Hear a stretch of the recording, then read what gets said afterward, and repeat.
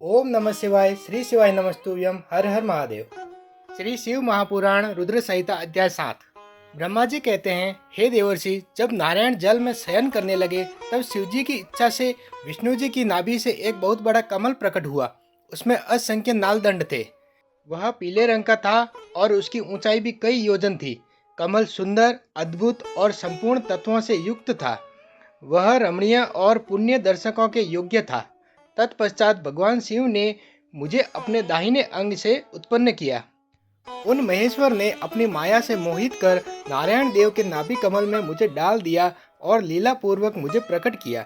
इस प्रकार उस कमल से पुत्र के रूप में मुझे जन्म मिला। मेरे 4 मुख लाल मस्तक पर त्रिपुंड धारण किए हुए थे।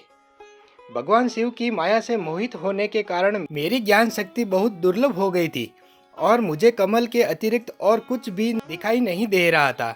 मैं कौन हूँ, कहाँ से आया हूँ, मेरा कार्य क्या है, मैं किसका पुत्र हूँ, किसने मेरा निर्माण किया है, कुछ इसी प्रकार के प्रश्नों ने मुझे परेशानी में डाल दिया था। कुछ क्षण बाद मुझे बुद्धि प्राप्त हुई और मुझे लगा कि इसका पता लगाना बहुत सरल है। इस कमल का उद्गम स्थान इस जल में नीचे की ओर है और इसके नीचे मैं उस पुरुष को पा सकूंगा जिसने मुझे प्रकट किया है। यह सोचकर एक नाल को पकड़कर मैं 100 वर्षों तक नीचे की ओर उतरता रहा, परंतु फिर भी मैंने कमल की जड़ को नहीं पाया। इसलिए मैं पुनः ऊपर की ओर बढ़ने लगा। बहुत ऊपर जाने पर भी कमल कोश को नहीं पा सका। तब मैं और अधिक परेशान हो गया। उस समय भगवान शिव की इच्छा से मंगलमय आकाशवाणी प्रकट हुई।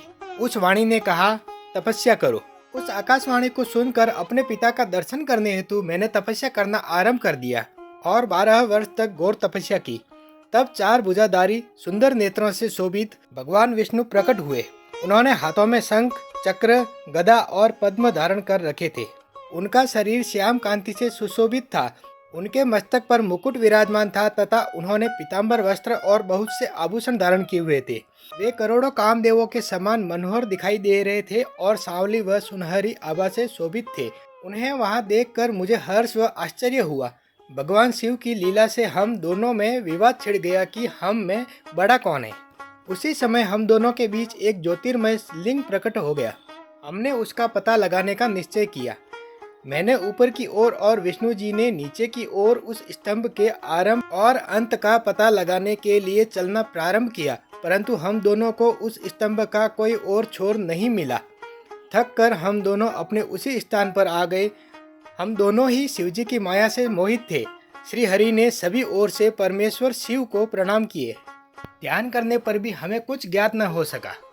तब मैंने और श्री हरि ने अपने मन को शुद्ध करते हुए अग्नि स्तंभ को प्रणाम किया।